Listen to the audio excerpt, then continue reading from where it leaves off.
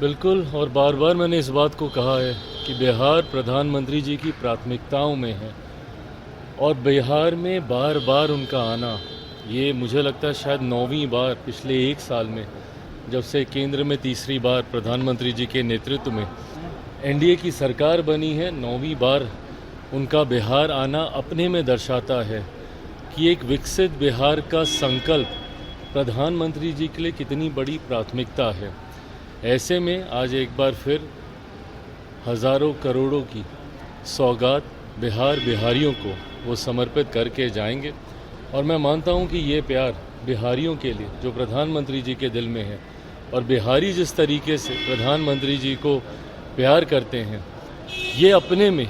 एक ऐसा जोड़ है जो बिहार को विकसित राज्य बनाने की दिशा में और ज़्यादा गति देगा। लेकिन विपक्ष कह रहा है कि झूठ बोलेंगे और कुछ देंगे नहीं, चले जाएंगे। विपक्ष और कहेगा क्या? विपक्ष इस बात से घबराया हुआ है कि क्योंकि मुद्दा तो इसी बात को ये लोग बनाना चाहते थे ना, कि प्रधानमंत्री जी ने बिहार के लिए क्या किया, प्रधानमंत्री जी बिहार आते नहीं, प्रधानमंत्री जी बिहार को देखते नहीं, जब चुनाव आता है तभी बिहार आते हैं। यही बातें विपक्ष मुद्दा बनाता, पर जिस तरीके से निरंतरता में ना सिर्फ प्रधानमंत्री जी बिहार आए, ना सिर्फ प्रधानमंत्री जी ने बिहार को लाखों करोड़ों की सौगात अभी तक देने का उन्होंने काम किया, बल्कि जो योजनाओं का उन्होंने शिलान्यास किया, जिन जिन योजनाओं को, उसका शुभारंभ भी उन्हीं के हाथों हुआ है और आगे भी कई ऐसी योजनाओं की शुरुआत प्रधानमंत्री जी के द्वारा की जाएगी। तो विपक्ष के पास अब मुद्दा बचा नहीं, तो सिर्फ यही बोलेंगे कि भाई आएंगे, झूठ बोलेंगे, क्योंकि अब कोई ऐसी बात विपक्ष के हाथ में अब है नहीं जिसको वो आधार बनाकर केंद्र सरकार या प्रधानमंत्री जी या हम लोग की डबल इंजन की सरकार के ऊपर वो किसी भी तरीके का प्रहार कर सकें। राजद ने ट्वीट किया है और कहा है कि पिंडदान करने आ रहे हैं नीतीश कुमार जी का और राजनीतिक। गलत बात है ना, किस तरीके की शब्दावली है ये? इस तरीके से भाई बार बार मैंने कहा है कि आप कीजिए ना, नीतियों के ऊपर आप सवाल उठाइए, एसआईआर को लेकर आपने मुद्दा बनाया हुआ है, बनाइए, इन सारी बातों को आप बोलिए जो आपको लगती हैं कि भाई नीतिगत तरीके से गलत फैसले हैं। पर इस तरीके से कहना, पिंडदान, मुख्यमंत्री जी के बारे में इस तरीके के अपशब्दों का उपयोग करना, ये कतई उचित नहीं है, इसकी मैं निंदा करता हूँ। तेजस्वी यादव कह रहे हैं कि राहुल गांधी को पीएम बनाएंगे, जिस तरीके से जो समर्थन मिल रहा है। आज किस तरीके से राजद कांग्रेस के पीछे कुछ लग्गू की तरह लगी हुई है, किस तरीके से राहुल गांधी जी को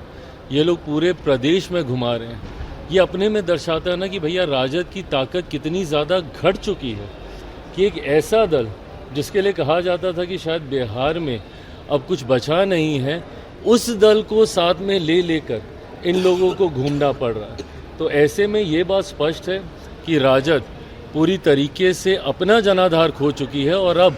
कांग्रेस जैसा दल जिसका देश भर में जनाधार कमज़ोर हो चुका है, उसके सहारे बिहार की नैया अब ये लोग पार करना चाहते हैं। बिल को लेकर तेजस्वी यादव ने कहा है कि मुख्यमंत्री नीतीश कुमार और चंद्रबाबू नायडू जी को जेल भेजने की तैयारी में है। ये वही लोग हैं ना जो कि भ्रष्टाचार पे जब जेल जाते हैं तो परिवार के दूसरे सदस्यों को कुर्सी देते हैं।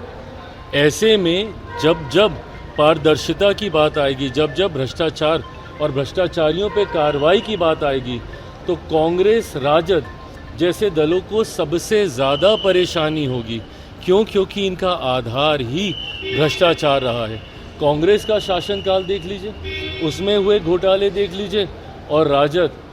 के घोटालों का जिक्र तो देश ही नहीं दुनिया में लोग करते हैं। तो ऐसे में जब केंद्र की सरकार भ्रष्टाचारियों के खिलाफ ऐसे बिल लेकर आएगी तो सबसे ज़्यादा तकलीफ इन्हीं लोगों को होगी।